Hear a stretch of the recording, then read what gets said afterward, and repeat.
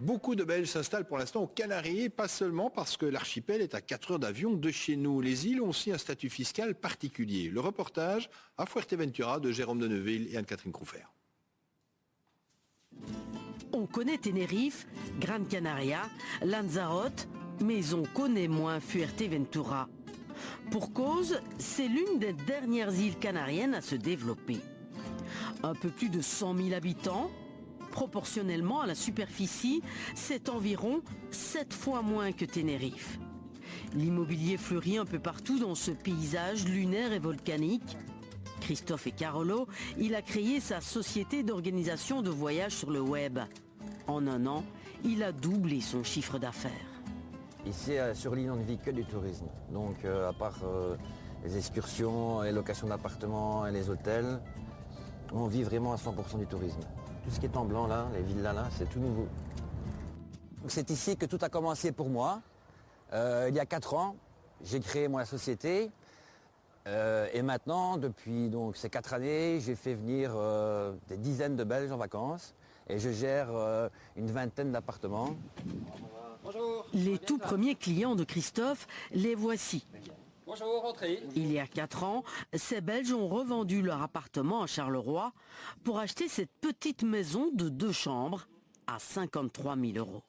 Paradis fiscal, oui, sûrement, parce qu'entre la Belgique et ici, il y a une très grosse différence déjà avec la TVA qui est en Belgique est de 21% et ici n'est que de 7%.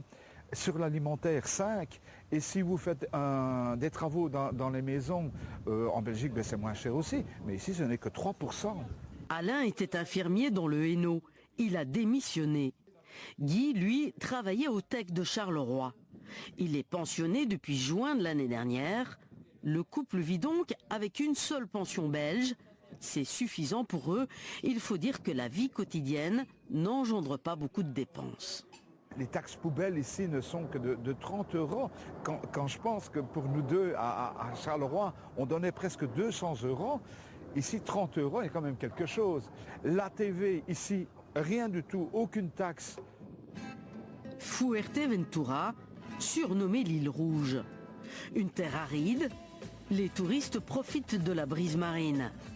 Le soleil est présent toute l'année, le climat est modéré. Située dans l'océan Atlantique, c'est l'île la plus au sud de l'Europe. L'île est peu connue pour l'immobilier, mais bien pour le vent qui s'invite 365 jours par an. C'est ici qu'ont lieu les championnats du monde de planche à voile et de kitesurf. L'avantage ici, c'est qu'en fin de compte, c'est vraiment très nature. C'est-à-dire que vous avez des paysages magnifiques. Et là, vous pouvez rouler pendant 8 km en voiture et vous voyez aucune voiture. Et là, vous voyez des paysages magnifiques. Le désert, le long de la côte, tout, c'est vraiment... Wow. On sent qu'il n'y a pas trop de touristes pour l'instant. C'est pas trop...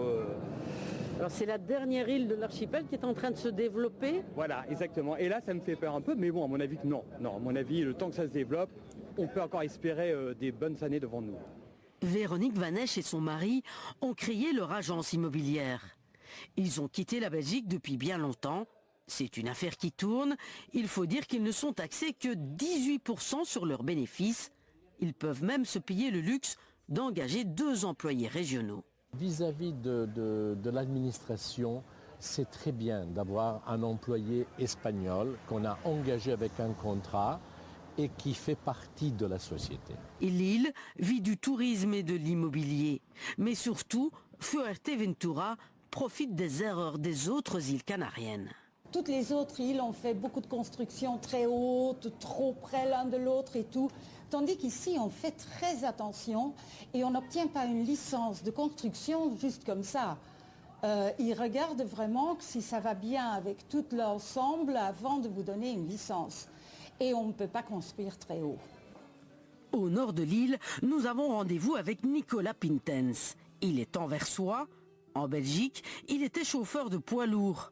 Il y a 2 ans, il lâche tout et reprend le fonds de commerce de ce bar à bière belge. L'établissement fonctionne bien. Nicolas Pintens vit très confortablement.